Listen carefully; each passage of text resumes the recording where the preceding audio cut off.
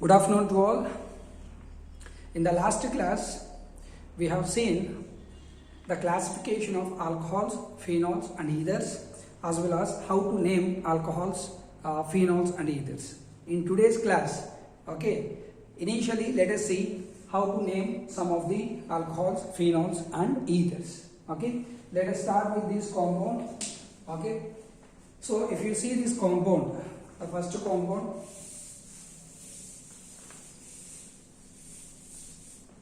if you see this compound, so how to name this compound?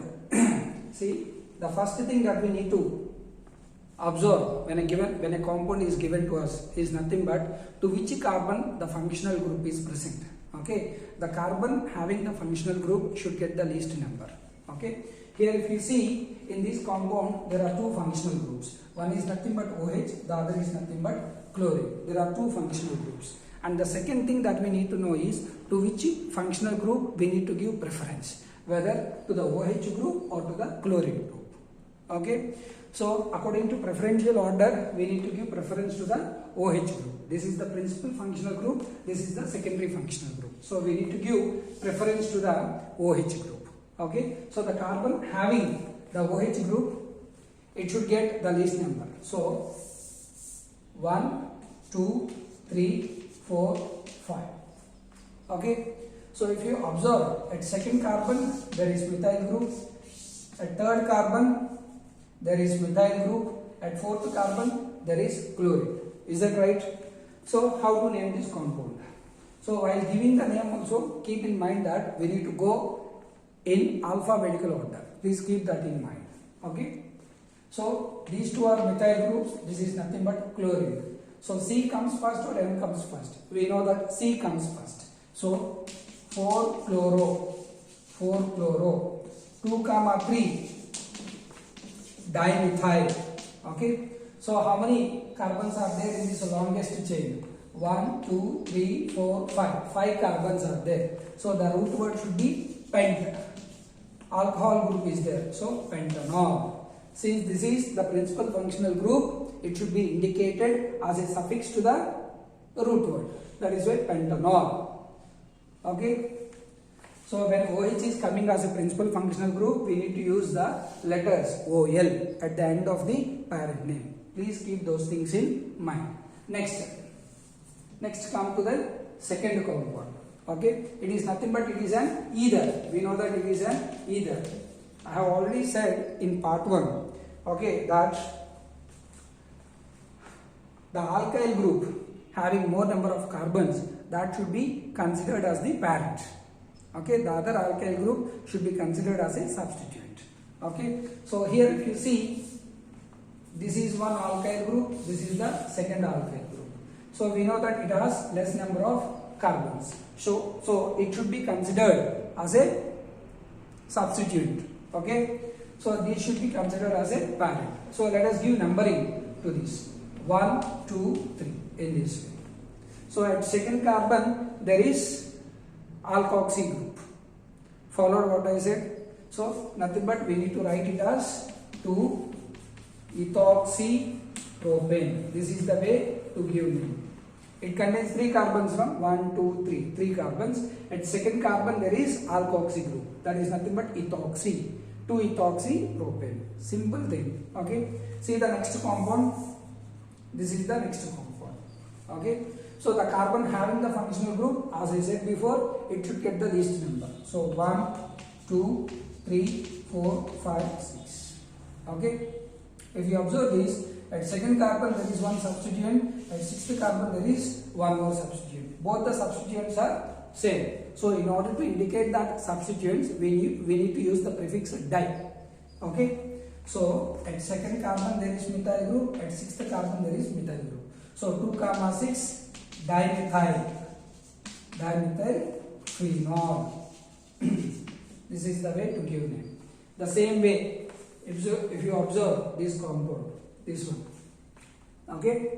So the carbon having this alkoxy group, it should get the least number. Nothing but 1. We cannot give numbering in this way. When we give numbering in this way, at a sixth carbon there is one more substituent.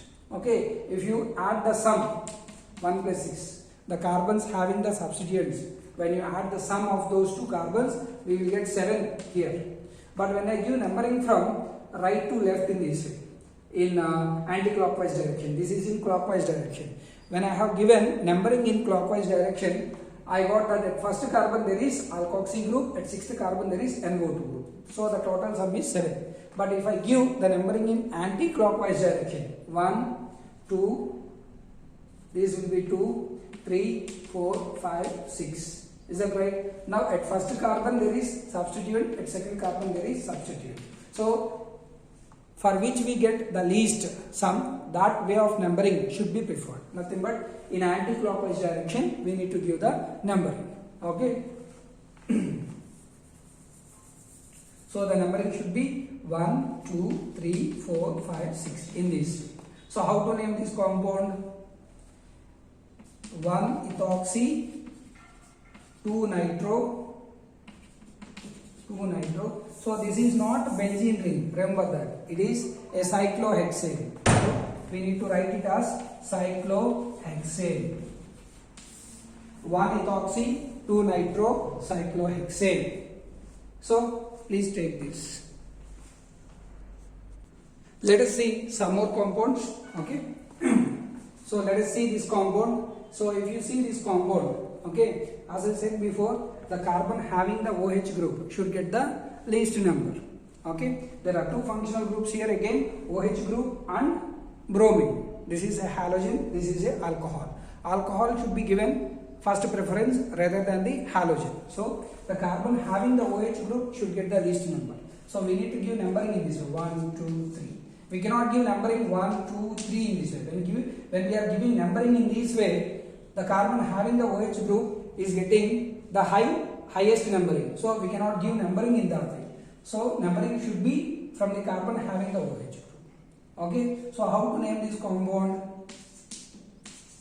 3-bromo cyclohexanol. Cyclohexanol. 3-bromo cyclohexanol. This is the way to give name. In the same way, let us name this compound. Okay. So whether to give numbering from left to right or right to left. When we are giving numbering from right to left, let us see. 1, 2, 3, 4, 5, 6. So the carbon having the OH group, it is getting 4 when we are giving numbering from right to left.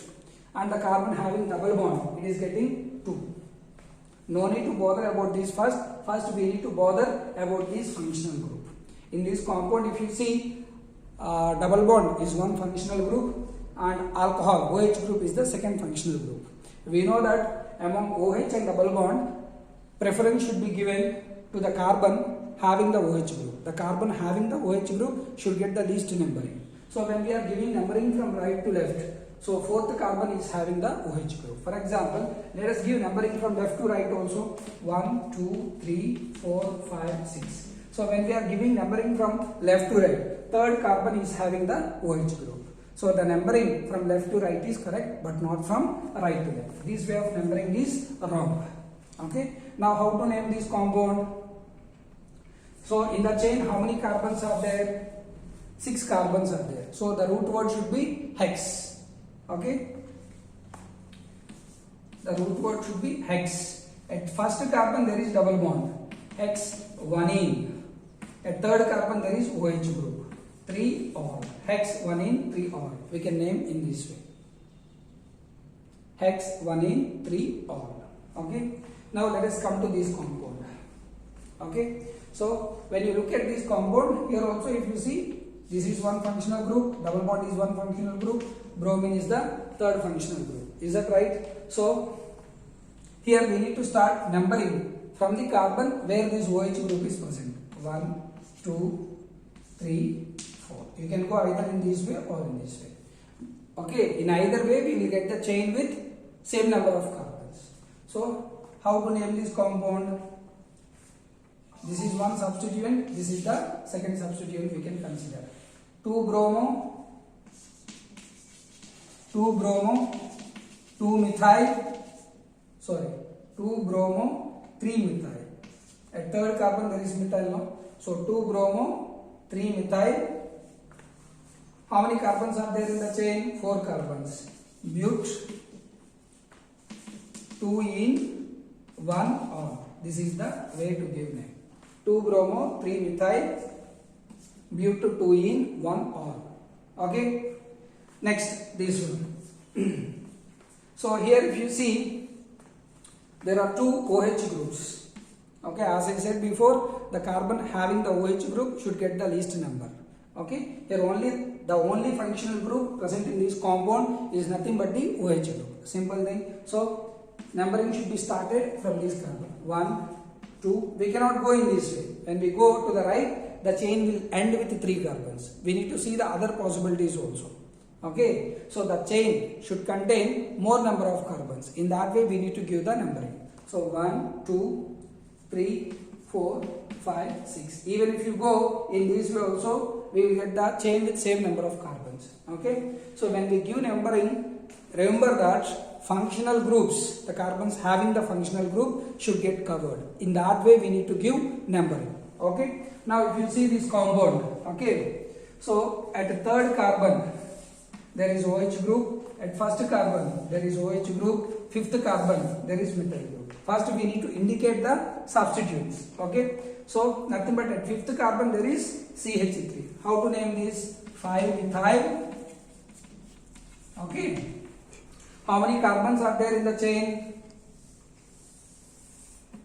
There are 6 carbons. So, what should be the root word that we need to use? We need to use the word as hex. Okay. So, if same functional groups are there, we need to write the complete parent name. That is why I am writing it as hexane. Okay. So, at first carbon OH is there, third carbon OH is there. So, 1,3 diol. Similar functional groups now, that is why di. 2 such OH groups are there, that is why di. Okay. If it is the only functional group, we need to use the word OL for the alcohol. So, 1,3 diol. So, these are some of the IPAC names of compounds. Please note down. Yeah. Now, let us go into the next topic. That is nothing but structures of functional groups. Simple thing. Okay. Structures of functional groups.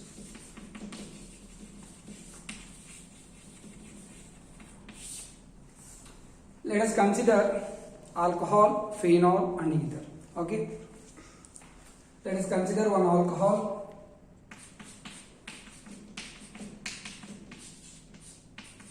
So this is nothing but methanol. This is nothing but methanol. Okay. Let us consider one alcohol, one phenol also. This is nothing but phenol.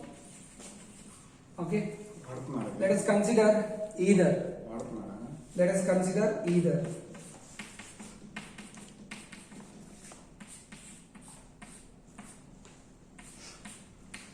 So this is nothing but the ether. Okay.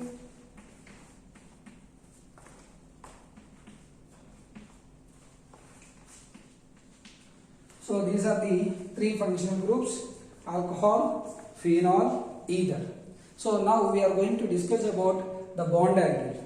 Okay. Here in this case, if you see the COH bond angle, COH bond angle, it is less than the tetrahedral bond angle.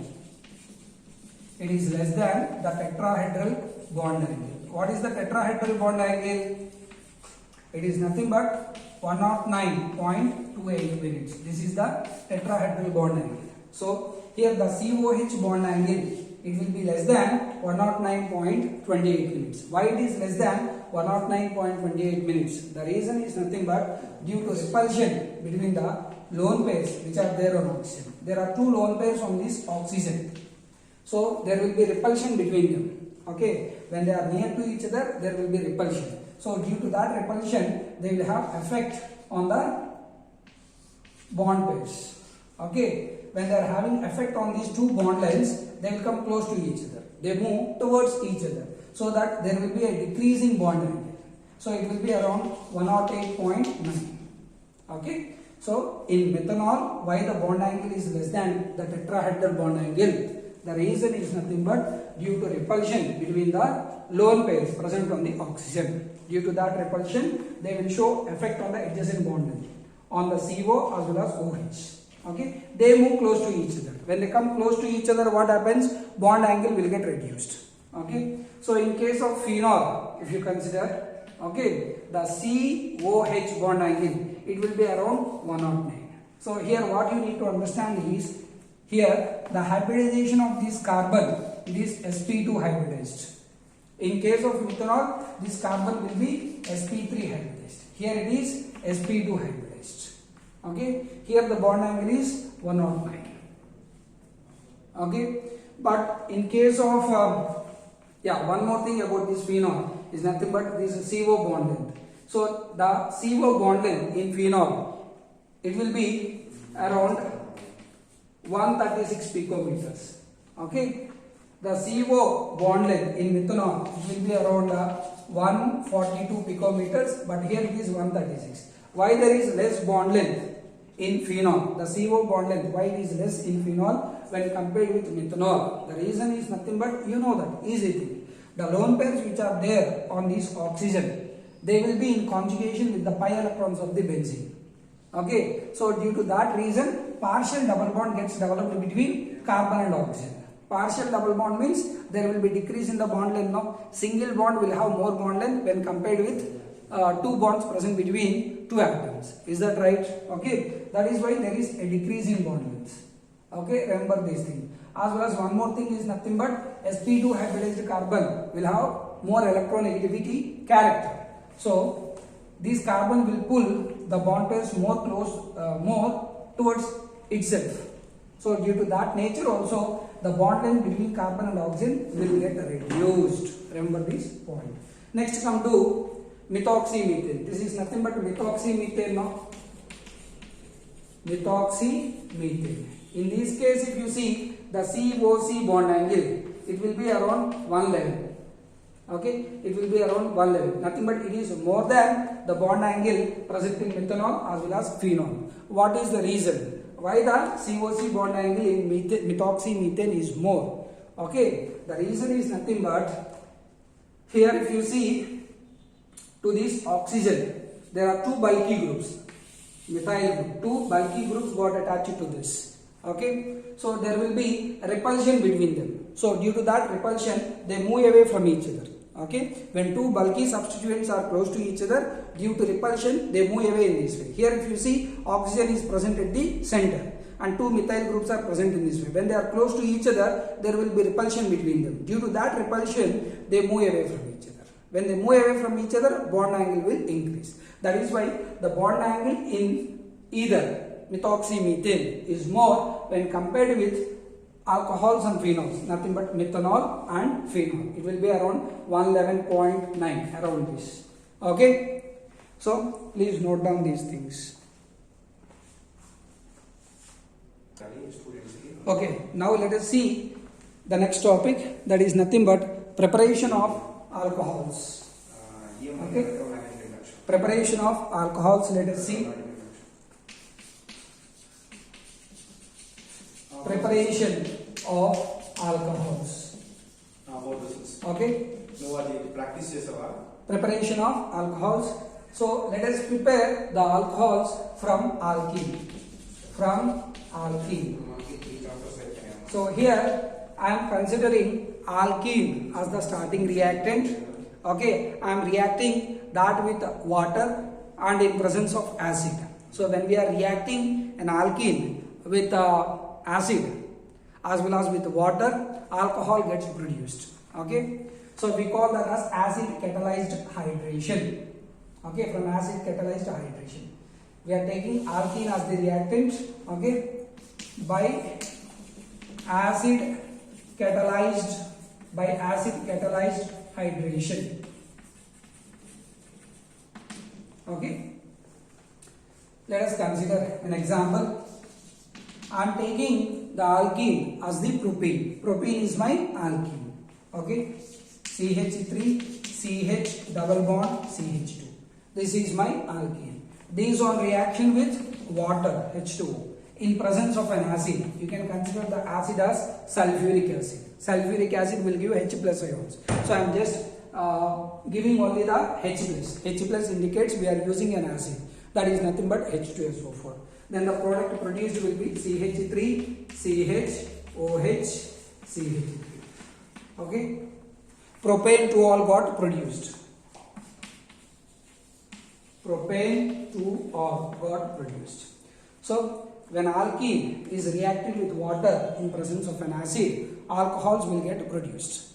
Okay. So here there is possibility to form primary and secondary alcohols, but secondary alcohols is the preferred one.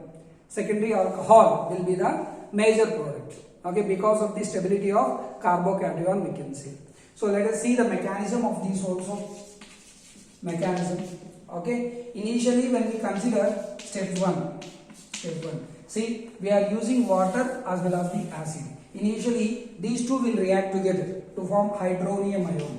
H2O, it will react with H plus. These H plus are from the sulfuric acid which we are using. So it will form H3O plus. Hydronium ion gets produced. Now the hydronium ion which got produced here, now these will react with the propene in the next step. That is step 2. When we consider step 2, the hydronium ion which got produced here, it will react with the propane. How it reacts, let us see. CH3, CH double bond, CH2 plus H3O plus. Okay, this gives. Here if you see, this pi bond, it will shift towards this carbon. Okay, the pi bond. Okay, it will. H plus ions. Yeah, it leads to the formation of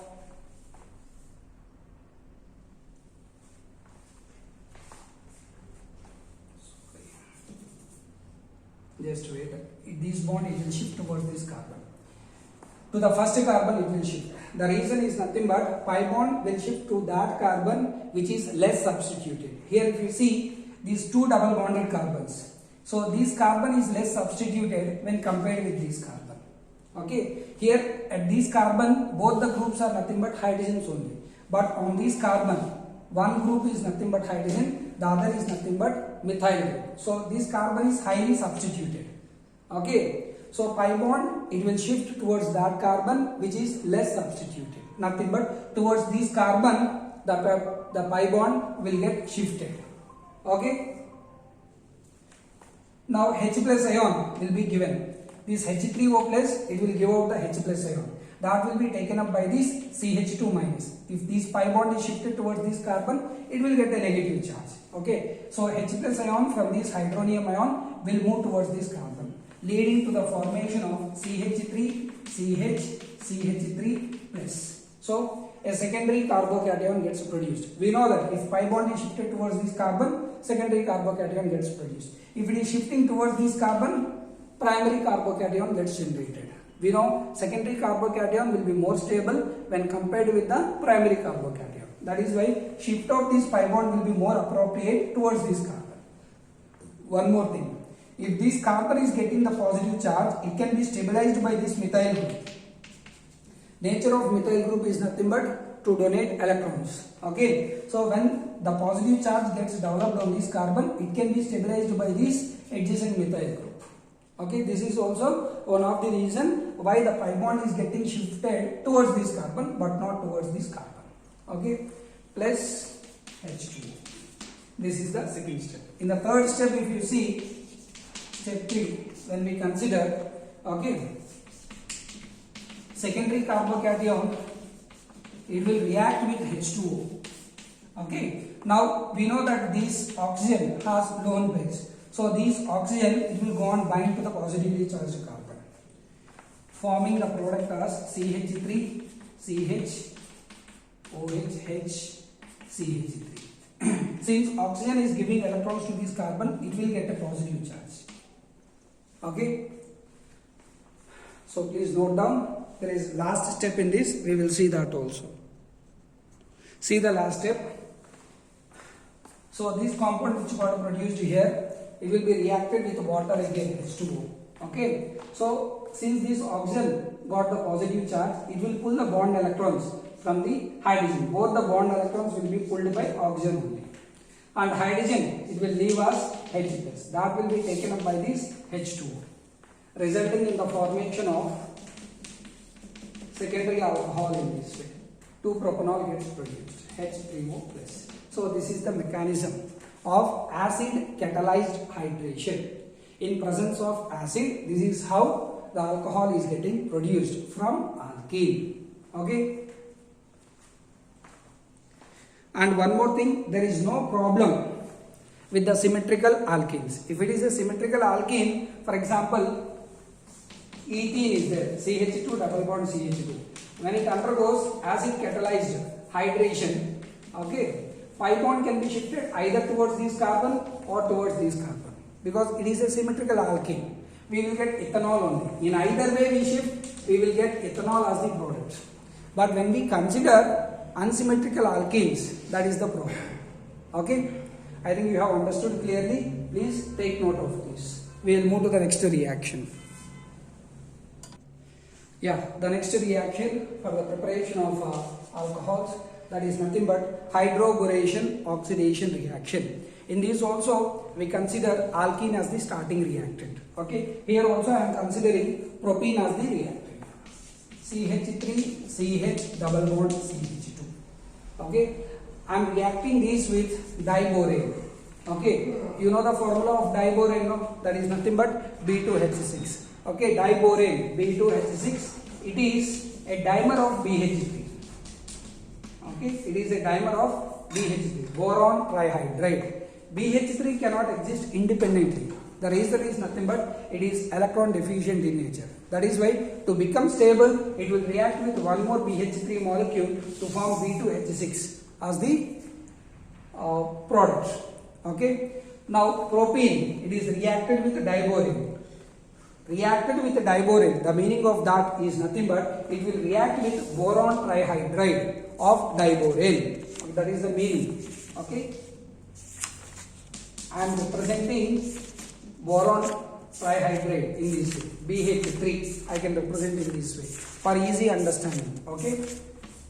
So this is nothing but diborane. Okay. So initially what happens, let us see. As I said before, BH3, it is electron deficient in nature. Since this is electron deficient in nature, okay, this boron, it will bind to that carbon which is having negative charge. As I said before, okay, it is an unsymmetrical alkene, and this pi bond, it will shift towards this carbon which is less substituted. I have already said the reason why we need to shift this pi bond towards this carbon but not towards this carbon. When we are shifting the pi bond towards this carbon, we will get a stable carbocation. Okay, that is the reason. Now, since this BH3 molecule, since it is electron deficient in nature, it will come and bind to this negatively charged carbon. Okay, so the intermediate, see the intermediate which gets produced here.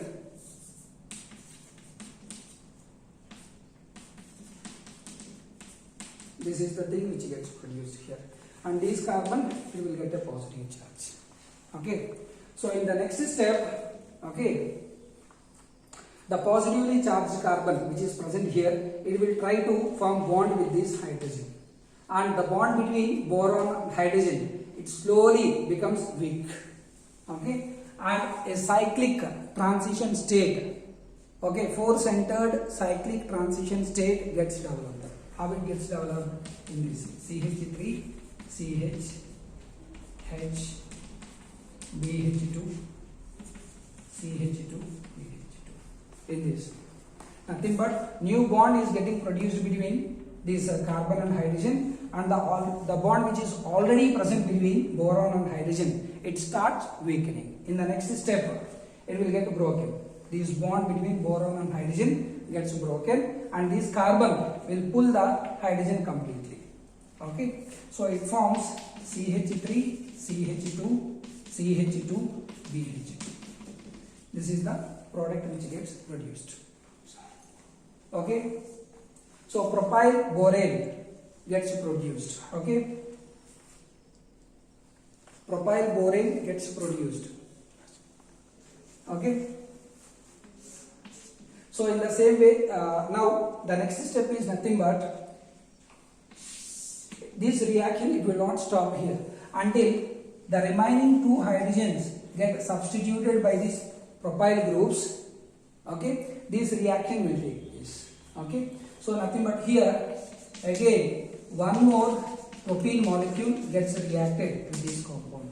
So how this reaction has taken place, in the same way the reaction will take place. Okay, here it will form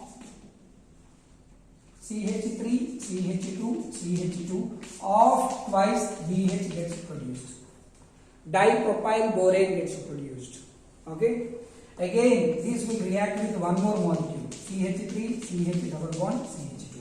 See the same how it has taken place, here also the same process takes place to form this. Now here this H hydrogen, it gets substituted by this alkyl group. Alkyl group will get substituted in place of hydrogen. Nothing but here again this bond, it will shift towards this carbon, this boron, it will come and bind to this, and the hydrogen which is present here, it will bind to this carbon, positively charged carbon, resulting in the formation of CH3, CH2, CH2 of thrice B. Nothing but here if you see tripropyl borane got produced. Tripropyl borane got produced. Okay.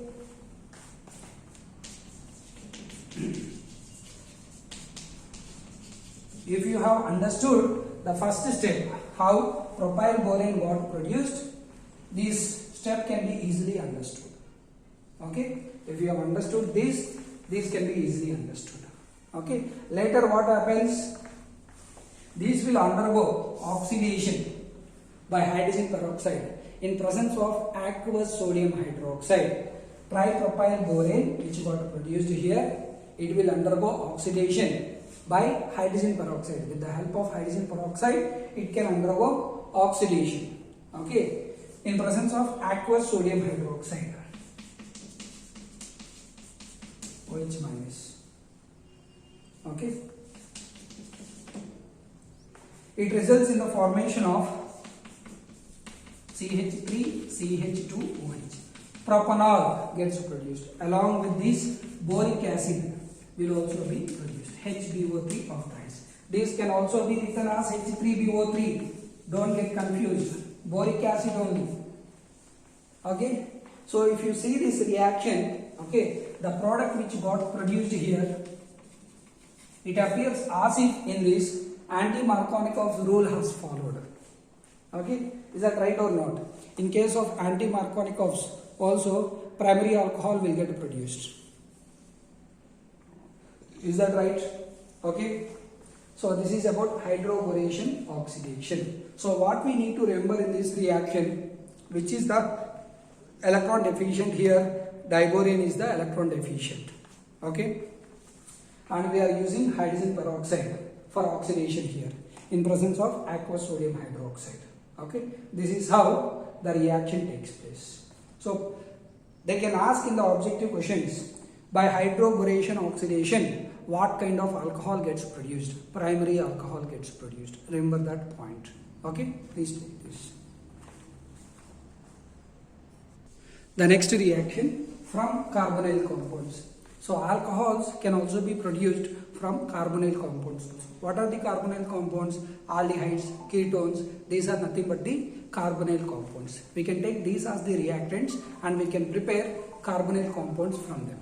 Okay? We can also prepare carbonyl compounds from them. Okay, let us see about this.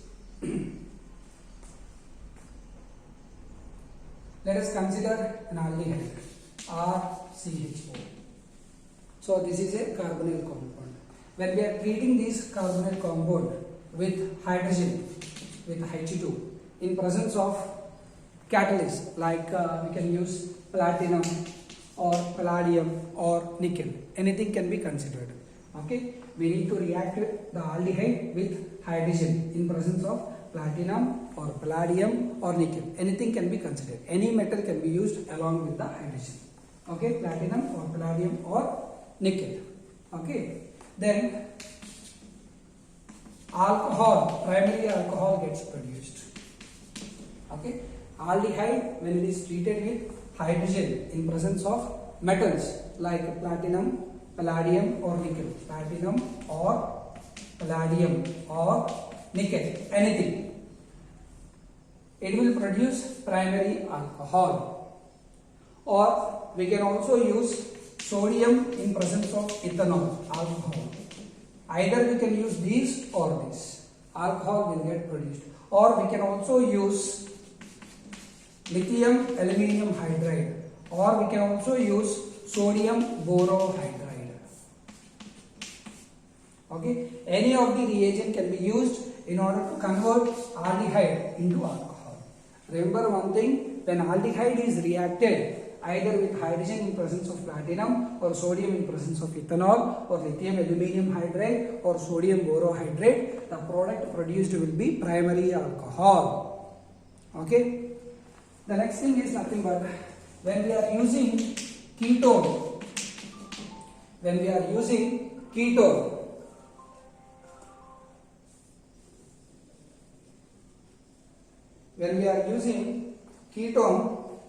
okay, and when we are treating this with hydrogen in presence of platinum or any of these reagent, then this ketone, it gets converted into secondary alcohol. Secondary alcohol gets produced in this way. Okay, secondary alcohol gets produced. This is primary alcohol. Okay, so please remember this. When aldehyde is getting reduced by these reagents, it will form primary alcohol. When ketone is getting reduced by these reagents, it will form secondary alcohol.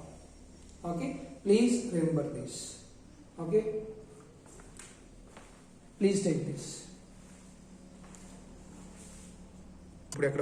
Okay, now let us see from carboxylic acids how to prepare alcohols. We have seen how to prepare alcohols from aldehydes and ketones. When we are considering aldehyde and when we are using a reducing agent, we get primary alcohols. When we are using ketone, okay, we will get secondary alcohol. When we use acid as the reactant, okay, for example, RCOOH, when it is used as the reactant, okay, here I am using a strong reducing agent, lithium aluminium hydride. Okay, when I am using lithium aluminium hydride as the reducing agent, so remember that lithium aluminium hydride, it is a strong reducing agent. Okay, it converts this acid directly into alcohol. Primary alcohol will get produced. RCH2OH gets produced. Okay, instead of this lithium aluminium hydride, we can also use diborane. Diborane can also be used. B2H6, it can also be used. Okay, it can also reduce this acid directly into alcohol. Okay, remember one thing, this lithium aluminium hydride, it is an expensive reducing agent. So instead of that, okay, we can go with alternative method in order to convert acids into alcohols. That is nothing but we can convert these acids into esters. Esters can be converted into alcohols. We can choose an alternative method. Okay, these acids, they can be converted into alcohols. For example, if I am treating this with some other alcohol in presence of H+, then this acid, it gets converted into ester. It gets converted into ester in this way. Okay, so these, if it undergoes hydrolysis in presence of an acid,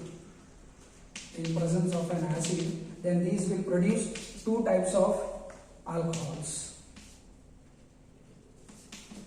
RCH2OH plus ROH. Nothing but acyl group. Here if you see this ester, RC double bond OR. This is nothing but acyl group, this is nothing but alkoxy group. Okay, acyl group gets converted into alcohol, alkoxy group will also get converted into alcohol in this way. Okay, so this is one more method to prepare alcohols from acids. Okay, please take this.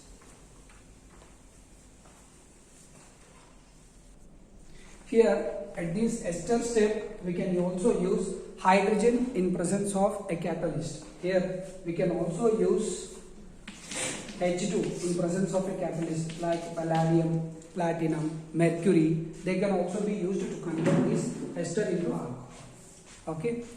Let us see the next method to prepare alcohols. That is nothing but from Grignard reagent. Okay. From Grignard reagents. From Grignard reagent. By using Grignard reagent also we can prepare alcohols. Okay, let us see this method. Okay, so nothing but we will react Grignard reagent with aldehydes and ketones. When we react Grignard reagent with aldehydes and ketones, alcohols will get produced. Okay, let us initially consider formaldehyde HC double bond OH. Let us consider one Grignard reagent. What is Grignard reagent? Alkyl magnesium halide. We generally call it as Grignard reagent. Alkyl magnesium halide. CH3MgBr. It is a Grignard reagent. Methyl magnesium bromide. It is a Grignard reagent. Okay. So I am reacting formaldehyde with methyl magnesium bromide. CH3MgBr. Okay. So let us see what is the product which gets produced. Here we know that if you see this formaldehyde, this carbonyl group, C double bond group, oxygen is more electronegative than carbon. That is why this bond it will shift towards oxygen. And here if you see the bond between carbon and magnesium metal, it is highly polar in nature. So these will get partial, it will get negative charge, these will get positive charge. Now this CH3 group, it will go on bind to this MgBr, nothing but magnesium bromide, it will go and bind to this oxygen because it got positive charge, it got negative charge. The bond between carbon and this magnesium is highly polar in nature, and we also know that carbon is more electronegative than magnesium. Okay, so the intermediate which gets produced will be HCOMgBr, okay, CH3H. This is the intermediate which gets produced. Later these on hydrolysis in presence of an acid H2.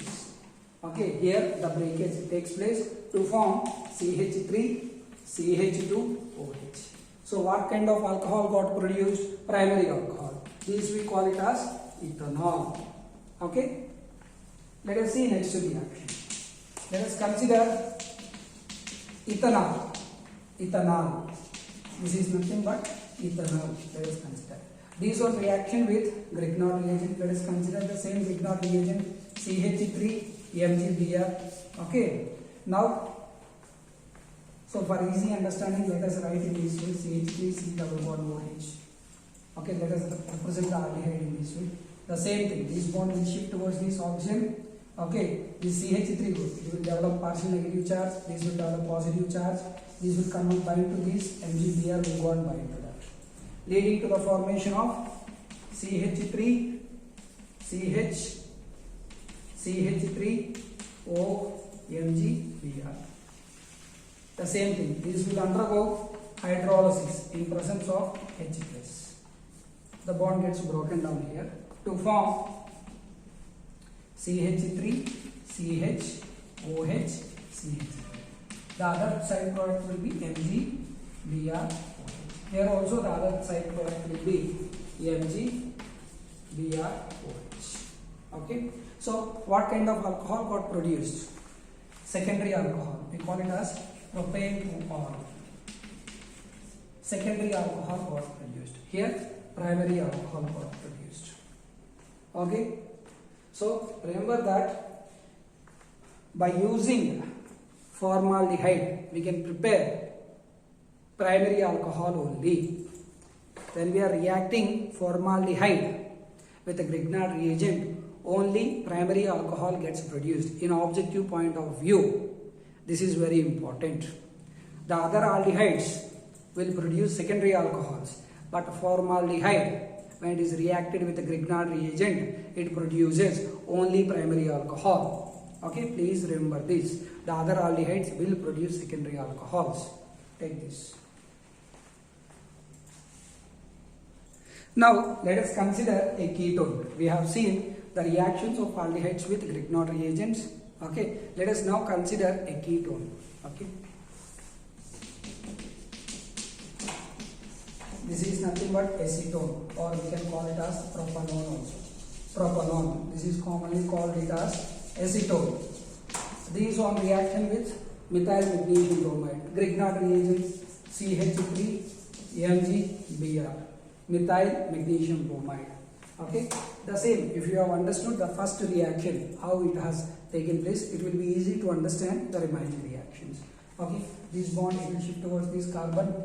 Okay, it will get partial negative, partial positive. It will come and bind to this, because when this bond is shifted towards this carbon, oxygen, it will get negative charge. This will get positive charge.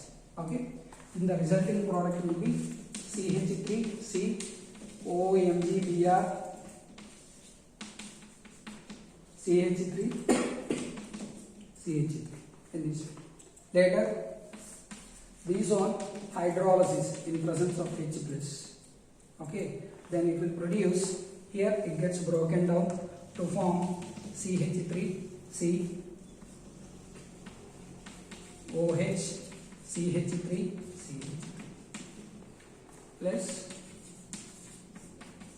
MgBr OH got produced in this. Nothing but here, if you are seeing, a tertiary alcohol got produced. Okay, this is a tertiary alcohol. Now the OH attached carbon got attached to 3 other carbons, so it is a tertiary alcohol. Simple thing. Okay, 2-methyl propane 2-R, or commonly we can call it as tertiary butyl alcohol also. Tertiary butyl alcohol also. Okay, so from this what we need to understand, whenever we are using ketones as the reactants and when we are reacting them with Grignard reagents, we get tertiary alcohols as the products. Okay, remember this is very important. Only with formaldehyde, okay, we get primary alcohol. With remaining aldehydes, we get secondary alcohol. With ketones, we will get tertiary alcohols. So this is the preparatory method for alcohols with Grignard reagents. So the remaining reactions we will see in the next class. Okay, thank you all.